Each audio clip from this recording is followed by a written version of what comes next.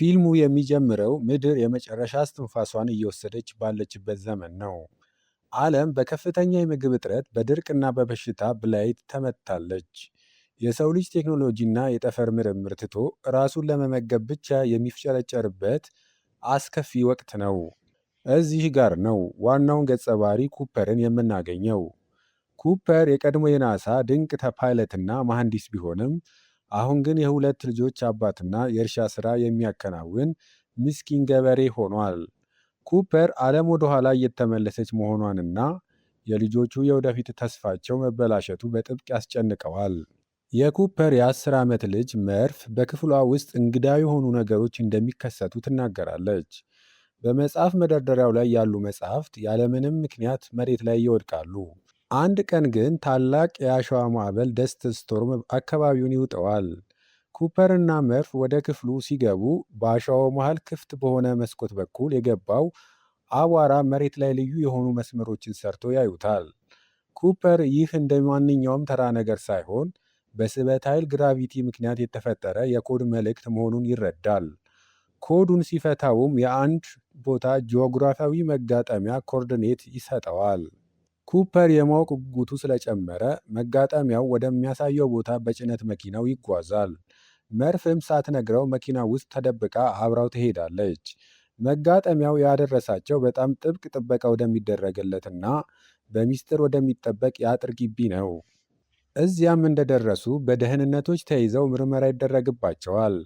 እዚያ ቦታ ላይ ኩፐር የድሮ አለቃውን ዶክተር ብራንድን እና ልጁን ዶክተር አሚሊያ ብራንድን የሚያገኛቸው ኩፐር የደረሰበት ቦታ የጠፋውንና በድብቅ የሚንቀሳቀሰውን የናሳ ዋና መስሪያ ቤት መሆኑን ይረዳል።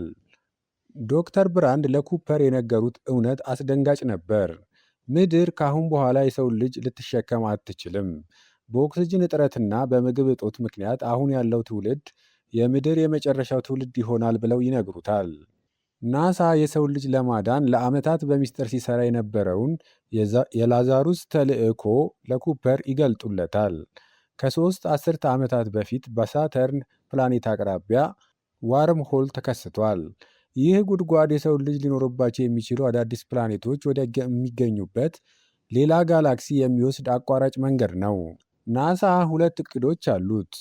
እቅድ ኤ የስበት ሕግን ፈቶ በምድር ያሉትን ሰዎች በሙሉ ወደ ጠፈር ማዘዋወር ነው። እቅድ ቢ ይህ ካልተሳካ የቀዘቀዙ የሰው ልጅ ጽንስ ይዞ በመሄድ በአዲስ በሚገኘው ፕላኔት ላይ የሰውን ዘር አዲስ ሕይወት ማስጀመር ነው።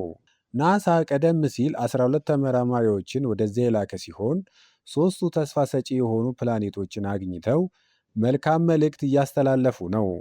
አሁን ግን የመጨረሻውንና ዋናውን የጠፈር መንኮራኩር ኢንዱራንስ የሚያበር ድንቅ ፓይለት ያስፈልጋቸዋል። ለዛም ቀድሞ የተመረጠው ደግሞ ኩፐር ነው። ኩፐር የሰው ልጅና ከሁሉም በላይ ደግሞ የልጆቹን ሕይወት ለማዳን ይህንን ታላቅና አደገኛ ተልዕኮ ለመቀበል ይገደዳል። ነገር ግን ይህ ውሳኔ በልጁ መርፍ ዘንድ ትልቅ ቁጣንና ሐዘንን ይፈጥራል። አባቷ ጥሏት እንደሚሄድ ስታውቅ ክፉኛ ታዝናለች። መጽሐፍ መደርደሪያው ላይ ያለው መንፈስ በኮድ ስቴይ ቁም አትሂድ የሚል መልእክት እንደላከ ብትነግረውም ኩፐር ግን ለመሄድ ወሰነ። ኩፐር ለመርፍ ዳግም ተመልሶ እንደሚመጣ ቃል ገብቶላት እያለቀሰችና ፊቷን አዙራ እያለቀሰች በከባድ ልብ ተሰናብቷት ይወጣል። መኪናውን እየነዳ ሲሄድ ከግማሽ ሰዓት በፊት የነበረው ተራ ገበሬ ሳይሆን አጠቃላይ የሰው ልጅ ዕጣ ፈንታ በትከሻው ላይ ያረፈበት ታላቅ የጠፈር ተጓዥ ሆኖ ወደ ሰማይ ለመምጠቅ ጉዞውን ይጀምራል። ኩፐር ከፕሮፌሰሩ ልጅ ከአሚሊያ ብራንድ፣ ከሳይንቲስቶቹ ሮሜሊ እና ዶይል እንዲሁም ቲአርኤስ ታርስ እና ኬኤስኢ ኬዝ ከተባሉ አስቂኝና ብልህ ሮቦቶች ጋር ጉዟቸውን ይጀምራሉ። ወደ ሳተርን ወርም ሆል ለመድረስ ሙሉ 2 ዓመታት በጠፈር ውስጥ መጓዝ ነበረባቸው። በዚህ ጊዜ ውስጥ ቡድኑ በሃይፐር ስሊፕ የረዥም ጊዜ እንቅልፍ ውስጥ ያሳልፋሉ። ከ2 ዓመታት ጉዞ በኋላ ከእንቅልፋቸው ይነቃሉ። ከፊት ለፊታቸው ግርማ ሞገስ ያለው ቢጫና ወርቃማ ቀለማት ያሉት ታላቁ የሳተርን ፕላኔት ቁልጭ ብሎ ይታያል። ከጎኑ ደግሞ የቦታና የጊዜን ሕግ ያጣመመው እንደ ብርጭቆ ሉል የሚታየው ምስጢራዊው ዋርም ሆል መተላለፊያ ይጠብቃቸዋል። ይህ መተላለፊያ በሁለት ራቅ ያሉ የህዋ ክፍሎች መካከል ያለ አቋራጭ መንገድ ነው። በጉዞው ወቅት ካሜራው ሲንቀጠቀጥና ጠፈርተኞች በጠባብ ቦታ ውስጥ ሲያልፉ እናያለን። ይህ የሰው ልጅ ሊገምተው ከሚችለው በላይ የሆነ ርቀትን በቅስፈት የተሻገሩበት የመጀመሪያው አስደናቂ ሂደት ነው። የኢንዱራንስ መንኮራኩር በታላቁ የትል ጉድጓድ ውስጥ ዋርምሆል ውስጥ አልፋ ሌላ ጋላክሲ ውስጥ ገብታለች። ከፊት ለፊታቸው የሚጠብቃቸው ሶስት ሰው ሊኖሩባቸው የሚችሉ ፕላኔቶች ናቸው። ነገር ግን አንድ ትልቅ ፈተና አለባቸው። ጋራንግትዋ የተባለው ግዙፍ ጥቁር ቀዳዳ ብላክ ሆል። የመጀመሪያዋ ፕላኔት ሚለርስ ፕላኔት ለዚህ ጥቁር ቀዳዳ በጣም ቅርብ በመሆኗ በዚያ ፕላኔት ላይ የምታሳልፉት እያንዳንዱ አንድ ሰዓት በምድር ላይ ከ7 ዓመታት ጋር እኩል ነው። ኩፐር ወደ ምድር ተመልሶ ልጆቹን የማየት ጉጉት ስላለው ጊዜ ማባከን አይፈልግም። ነገር ግን ነዳጅ ለመቆጠብ ሲሉ መጀመሪያ ወደ ሚለር ፕላኔት ለመውረድ ይወስናሉ። ኩፐር፣ ብራንድ እና ዶይል ከሮቦቱ ኬዝ ጋር በመሆን በትንሿ መንኮራኩር ወደ ሚለር ፕላኔት ይወርዳሉ። ፕላኔቷ ሙሉ በሙሉ በውሃ የተሸፈነች ናት። ውሃው ግን ቁርጭምጭሚት ላይ ብቻ የሚደርስ ጥልቀት የሌለው ይመስላል። እዚያ ቀደም የመጣችውን ሳይንቲስት ሚለርን ፍርስራሽ ያገኛሉ። እሷ ከጥቂት ደቂቃዎች በፊት እንደሞተች ይረዳሉ። ምክንያቱም ለእነሱ ጥቂት ደቂቃ የሆነው ለእሷ ዓመታት ነበር። ድንገት በሩቅ የሚታየው ተራራ የመሰለ ነገር መቅረብ ይጀምራል። እሱ ተራራ ሳይሆን በጥቁር ቀዳዳው የስበት ኃይል የተነሳ የተፈጠረ ግዙፍ ሰማይ ጠቀስ የውሃ ማዕበል ሜጋዌቭ ነበር። ብራንድ የመጀመሪያ ሳጥኑን ለመውሰድ ስትዘገይ ማዕበሉ ይደርስባቸዋል። ሮቦቱ ኬዝ ብራንድን ያድናታል። ዶይል ግን በማዕበሉ ተጠልፎ በውሃ ውስጥ ይጠፋል። የመንኮራኩሩ ሞተር በውሃ በመሞላቱ ወዲያው መነሳት አልቻሉም። ውሃው እስኪፈስ ድረስ እያንዳንዱ የምታልፍ ደቂቃ በምድር ላይ ብዙ ዓመታት ይሆናል። ኩፐር በከፍተኛ ጭንቀት ሞተሩ እንዲነሳ ይታገላል። በመጨረሻም ሁለተኛው ማዕበል ሊደፍጣቸው ሲል ሮኬቱን አስነስተው ያመልጣሉ። ወደ ዋናው መንኮራኩር ሲመለሱ እዚያው ቀርቶ የነበረው ሳይንቲስት ሮሜሊ ፊቱ አርጅቶ ይጠብቃቸዋል። እነሱ በፕላኔቷ ላይ ያሳለፉት ጥቂት ሰዓታት በዋናው መንኮራኩር ላይ የ23 ዓመታት ከ4 ወራት ከ8 ቀናት ሆኖት አልፏል። እዚህ ጋር የፊልሙ እጅግ ልብ ሰባሪ ትዕይንት ይመጣል። ኩፐር ባለፉት 23 ዓመታት ከምድር የተላኩለትን የቪዲዮ መልእክቶች በተከታታይ ማየት ይጀምራል። ልጁ ቶም አድጎ አግብቶ ልጅ ወልዶ ያ ልጅ ደግሞ ሲሞትበት ያያል። በመጨረሻም ልጁ መርፍ በቪዲዮ ትመጣለች።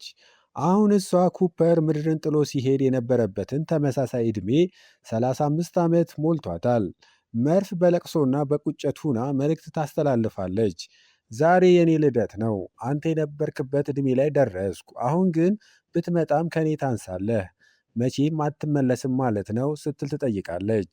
ኩፐር ስክሪኑን እየተመለከተ በእንባ ይታጠባል። የጊዜ መፋጠን የልጆቹን ሕይወት በሙሉ እንደሰረቀበት ይረዳል። ኩፐር፣ ብራንድና ሮሜሊ ወደ ሁለተኛዋ በበረዶ የተሸፈነችው የዶክተር ማን ፕላኔት ላይ ይደርሳሉ። እዚያም ለዓመታት ተኝቶ የነበረውን ዶክተር ማን ከእንቅልፍ ማሽኑ ይቀሰቅሱታል። ዶክተር ማን ሲነቃ ይህች ፕላኔት ለሰው ልጅ መኖሪያነት ተስማሚ እንደሆነችና ተስፋ እንዳላት ይነግራቸዋል። ነገር ግን በዚሁ ሰዓት ምድር ላይ ከሞት አፋፍ ላይ ያለው አዛውንቱ ዶክተር ብራንድ የአሜሊያ አባት ለኩፐር ልጅ ለመርፍ አንድ አስደንጋጭ ምስጢር ይፋ ያደርጋል። ፕላን ኤ የምድርን ሕዝብ በሙሉ በሙሉ ወደ ፕላኔት ማዛወር መቼም ቢሆን የሚሳካ አልነበረም ይላታል።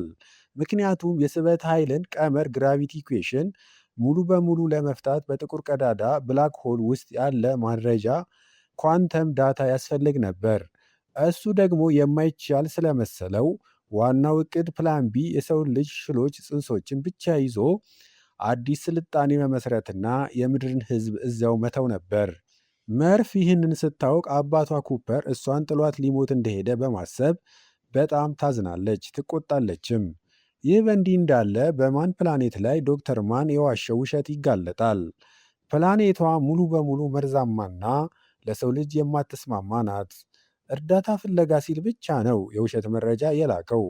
ኩፐር ወደ ምድር ለመመለስ ሲወስን ዶክተር ማን እቅዱ እንዳይደናቀፍበት በማሰብ ኩፐርን ለመግደል ይሞክራል። ኩፐር በጭንቅ ውስጥ ሆኖ ብራንድን በሬዲዮ ጠርቶ ታድነዋለች። በተመሳሳይ ሰዓት ሮሜሊ የተባለው ሳይንቲስት የዶክተር ማን ሮበት ውስጥ የተደበቀውን እውነተኛ መረጃ ለማውጣት ሲሞክር ሮቦቱ ይፈነዳና ሮሜሊ ወዲያውኑ ይሞታል። ዶክተር ማን የኩፐርን መንኮራኩር ሰርቆ በህዋ ላይ ወደሚገኘው ዋናው መንኮራኩር ኢንዱራንስ ለመጠጋት ይበራል። ዓላማው መንኮራኩሯን ተቆጣጥሮ ወደ ሶስተኛዋ ፕላኔት የኢድሜንደስ ፕላኔት በመሄድ ፕላን ቢን ብቻ ማሳካት ነበር። ነገር ግን በስህተት መንኮራኩሯን ከዋናው አካል ጋር ሳያገናኝ በሩን በመክፈቱ ምክንያት ፍንዳታ ተከስቶ ዶክተር ማን ወዲያውኑ ይሞታል። ኢንዱራንስም ክፉኛ ተጎድታ በከፍተኛ ፍጥነት ህዋ ውስጥ መሽከርከር ትጀምራለች። ኩፐር የሚሽከረከረውን ትልቅ መንኮራኩር ኢንዱራንስ ተከትሎ የራሱን ትንሽ መንኮራኩር በተመሳሳይ ፍጥነት በማሽከርከር ለማጋጠም ዶክ ለማድረግ ይወስናል። ብራንድ ይህ የማይቻል ነው ስትለው ኩፐር አይቻልም ሳይሆን የግድ መደረግ አለበት በማለት በሚያስደንቅ ብቃት መንኮራኩሮቹን ያጋጥማቸዋል። ነገር ግን መንኮራኩሯ ክፉኛ ስለተጎዳችና ወደ ጥቁሩ ቀዳዳ ጉራንቶዋ ስበት ክልል ስለገባች ወደ ምድር ለመመለስ በቂ ነዳጅ አይኖራቸውም። ኩፐር የቀረችውን ነዳጅ ተጠቅሞ ብራንድን ወደ ሶስተኛው ፕላኔት የኢድሜንድስ ፕላኔት ለመወርወር የጥቁር ቀዳዳውን የስበት ኃይል ስሊንግ ሹት ለመጠቀም ይወስናል። ነገር ግን መንኮራኩሯ እንድትፈጥን ክብደት መቀነስ ነበረባት። ኩፐር ብራንድን ሳያማክር ራሱንና ታርስ የተባለውን ሮቦት መስዋዕት በማድረግ ከዋናው መንኮራኩር ተገንጥለው ወደ ጥቁሩ ቀዳዳ ውስጥ ይገባሉ። ኩፐር ወደ ጥቁር ቀዳዳው እምብርት ውስጥ ሲገባ አይኑን ማመን የማይችለው ነገር ይፈጠራል። በነገራችን ላይ ይህ ባለ 5 ዳይሜንሽን የሰሩት እነሱ ዜም የተባሉ የወደፊቱ የሰው ልጆች ናቸው። ይህ ቦታ ተስራራክት ይባላል። ኩፐር በዚህ ቦታ ሆኖ የልጁን የመርፍ መኝታ ክፍል በሁሉም ጊዜ የጊዜ ገደብ ያለፈውንም የወደፊቱንም ማየት ይችላል። እዚህ ላይ ነው ኩፐር ትልቅ እውነት የሚረዳው። መርፍ በልጅነቷ መኝታ ክፍሏ ውስጥ መንፈስ ጎስት አለ ትል የነበረው ራሱን ኩፐርን ነበር። ከወደፊት ሆኖ የስበት ኃይልን በመጠቀም የጸሐፎችን በመጣል እስቴ ቁጭ በል አትሂድ የሚል መልእክት ለራሱና ለልጁ ሊያስተላልፍ ሲሞክር የነበረው ራሱ ኩፐር ነበር። ነገር ግን ጊዜን መለወጥ እንደማይቻል ይረዳል። ሮቦቱ ታርስ በጥቁር ቀዳዳ ውስጥ ያለውንና የስበት ቀመሩን ለመፍታት የሚያስፈልገውን የኳንተም መረጃ ኳንተም ዳታ ያገኛል። ኩፐር ይህንን መረጃ ለምድር ማስተላለፍ የሚችለው በስበት ኃይል አማካኝነት ብቻ እንደሆነ ይገነዘባል። አዋቂዋ መርፍ በመኝታ ክፍሏ ውስጥ ያንን የድሮ ሰዓት ስትመለከት የሰዓቷ ሰከንድ እጅ በተለየ ሁኔታ ሲርገበገብ ታያለች።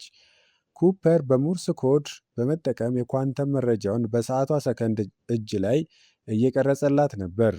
መርፍ አባቷ እዚያ እንዳለ እና መልእክት እያላከላት እንደሆነ ትረዳለች። መረጃውን ወስዳ ቀመሩን ሙሉ በሙሉ ትፈተዋለች። ከዚያም በደስታ እየሮጠች አገኘሁት ብላ ትጮኻለች።